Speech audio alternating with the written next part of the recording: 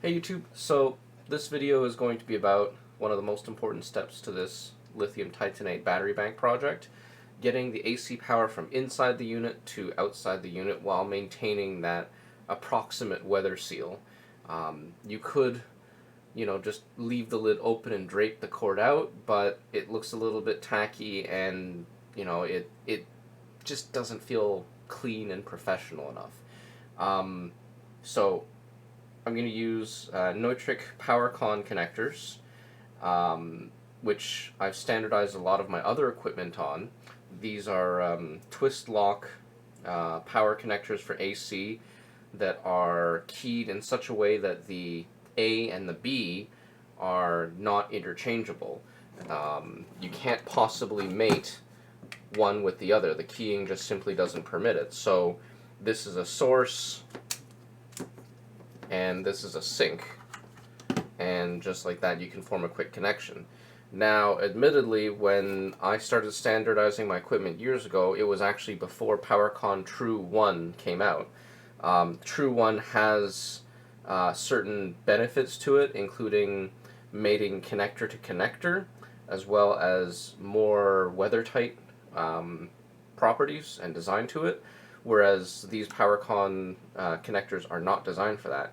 An additional distinction is that Powercon True 1 is rated for load breaking, whereas these Powercon connectors are not rated for load breaking. So if you're drawing 15 amps from this power bar and you were to try and do this, you would get a lot of arcing, I would imagine, and it's not a good day.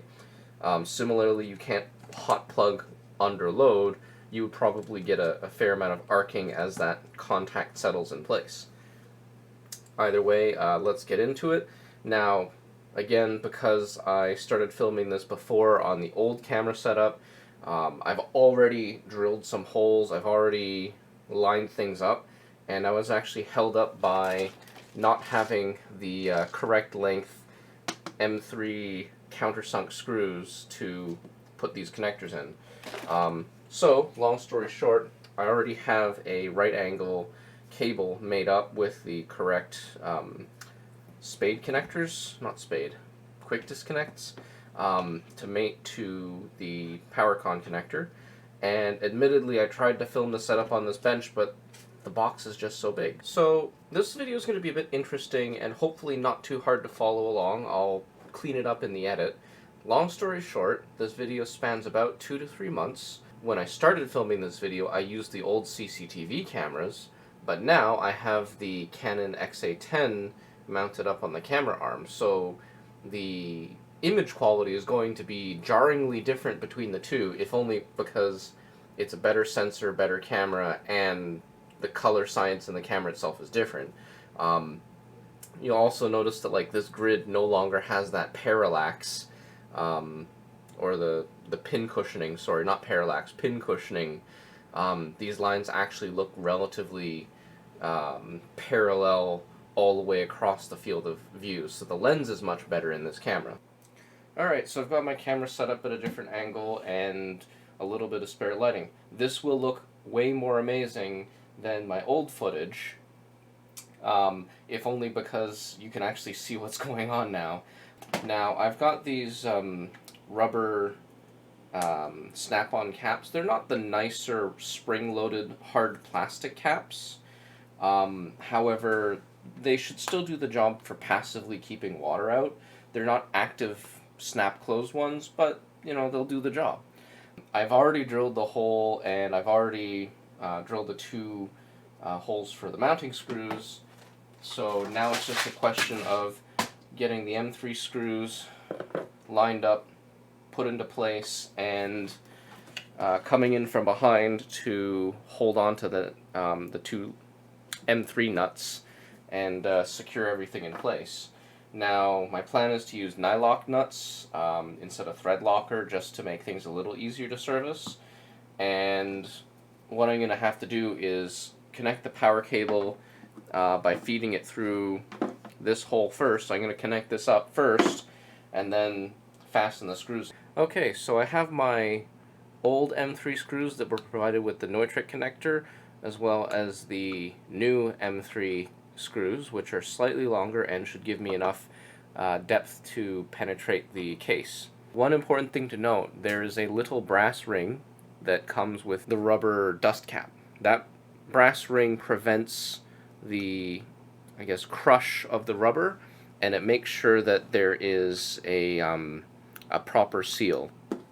So in the intervening time, I've also designed this little 3D printed backplate for the Juntech power meter display, and I loaded some magnets on the back, so this can just stick to any metallic, or sorry, not metallic, but ferromagnetic surface. I've got some extra neodymium magnets here, so I'm just going to clamp this in place temporarily. And at this stage, all I really need to do is plug in a Powercon breakout. In this case, I've just got it to I've converted an old extension cord to this outlet, and bring up the battery pack, just turn the circuit breaker on in the back. There's a little bit of a delay timer set, and at this point I just need to bring up the inverter.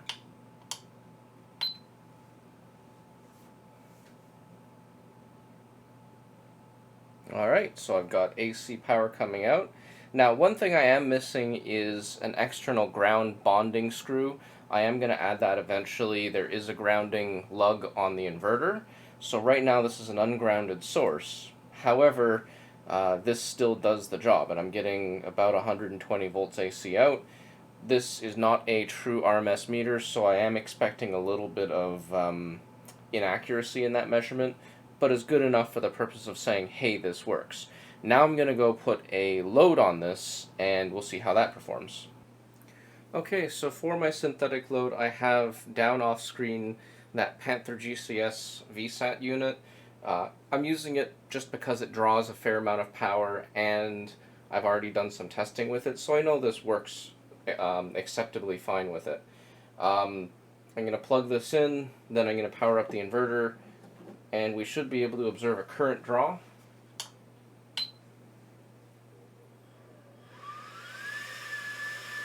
Now, it's already powering up.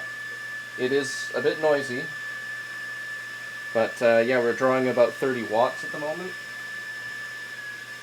Now, that's just the power supply's idle. The power supply's idle just takes 30 watts.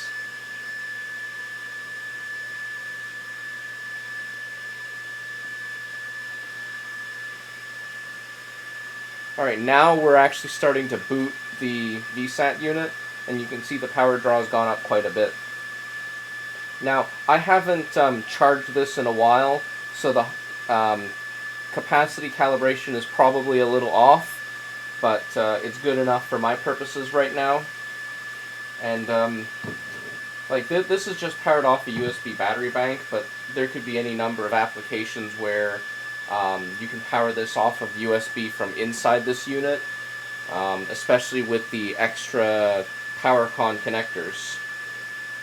So the radio unit's at idle, we're drawing about 145 watts, everything's happy, and I can go ahead and power things down.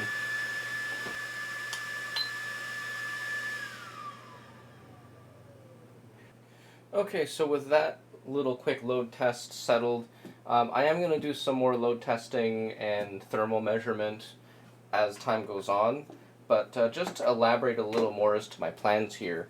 I do have a couple adapters. I have this other old power bar that I made, and I just use this for testing, but it's just as simple as that, and you get a 6-outlet power strip. From a more rugged standpoint, I did modify this power bar to have a Powercon on the side, so I can either use it with a Powercon A to B cord and just plug it in here, or I can use this with a conventional Powercon NEMA 515 plug to Powercon, so I can use this like a regular power strip plugged into the wall, and it just gives me flexibility with the equipment and stuff that I have. Either way, just in keeping with the coincidental DeWalt yellow and black theme, I ordered this power bar full disclosure, I'm not getting paid by DeWalt for this, but hey, DeWalt, if you're watching this video, I'll totally accept free stuff for money just for, you know, the exposure, whatever, you know, side hustle, 2020, all those problems. Either way, I'm pretty happy with the mount itself. There's a little bit of wobble, but that's more in the plastic. This gasket that comes with the rubber cap is pretty tight up against the outer plastic casing, so ultimately you'd have to put a lot of force on this to break it, and when this rubber cap's in place, it is still, the cap itself is shy of the outer rails of this tough box, so in theory you slam this into the back of a vehicle, as long as it's hitting something flat here, this shouldn't get impacted, and even then it's got this rubber cap to absorb more impact on it. So my expectation is that this is going to be durable enough and long-lasting enough. I still have some more work to do on this. There's going to be more cable cleanup on the insides, but you know what, at this point I'm so close to finishing up that I can actually show off the internals. So before I wrap up this video, let's just take a quick look inside. Alright, I'm sure that after a few more videos I'm going to stop glowing about this camera setup, but it is still just so liberating to just be able to set up the camera arm and just swing it into position and get a wide angle shot like this. You know, no hassle, no tripod, it's just great. Anyways, in the top half of the battery bank I have fuse box with a couple different sizes of fuses. I've got this 3D printed Anderson power pole, almost like a rig runner or another PDU style setup. Like this is a 3D printed contraption that I made that does something very similar to what this does, except it's portable and yeah, okay, it's not the smallest thing and it's discrete components and wired by hand, but you know, same difference. Anyway, so Anderson power pole distribution hub, the inverter remote power switch, the Coulomb meter with the, I guess it's 2.4 gigahertz transmitter built into it and everything, the 150 amp circuit breaker. Inside the bottom half of the LTO battery pack, from right to left, we have the 6S1P LTO pack itself.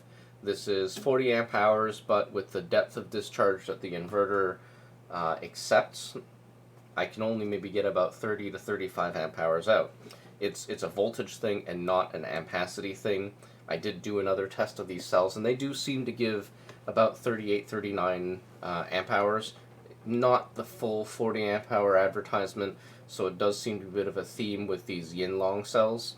For better or for worse, it still checks the box that I need. We have just some temporary insulation while working on this side of things until I can really get this all perfectly cleaned up. We have a Blue Sea Systems 200 amp mega fuse. Actually, no, sorry, 300 amp mega fuse. A Dali, I think, is the brand name. A Dali branded BMS. That's rated for 200 amps in the bottom. So 300 amp fuse is the method of last resort, 200 amp BMS, and the 150 amp circuit breaker up there. Circuit breaker should go first, then the BMS should go second if for whatever reason the circuit breaker fails, and then finally the fuse should you know, be the last line of defense from a dead short. But let's never hope that that happens. Carrying onwards, we have the rail or plate that both the inverter and the BMS circuitry are mounted to. I think if I were to do this again, I would install rails on the sides so that I could slide this whole thing in like a card. For better or for worse, this is where I'm at. Either way, I've got the inverter itself. I still need to mount the temperature sensor on the inverter. In theory, I could mount it on the batteries, but to be honest, because I'm going to be charging them at such a low rate, relatively speaking, and discharging them at a relatively low rate, I'm not worried about the batteries overheating. I'm more worried about the inverter overheating when this lid is fully closed. and operated in a kind of airtight situation. And then finally on this side we have the AC power cord that we just installed.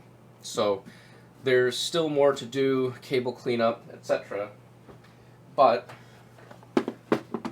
this accessory tray will fit in here, and I did have to overexpose this shot just to let you see the details inside, so apologies for the blindingly bright power bar here. Either way, this accessory tray does fit in here, though I'm going to have to probably mark a line on here and just, you know, limit how much can fit inside this tray. Either way, I'm pretty happy with where this is at. Alright, so that's the lithium titanate battery bank in its current state, and I'm going to keep improving it and adjusting it until it really dials in and fits my my objectives and mission requirements. Ultimately, this isn't going to be for everyone. The low energy density of lithium titanate is a bit of a deal breaker for many people. It's not like lithium iron phosphate, where you can get relatively high energy density with most of the safety requirement. Either way, if you enjoyed this video, please like, subscribe, comment, make sure to hit that notification bell to, you know, tell the algorithm what you actually want in your feed. Otherwise, Happy New Year!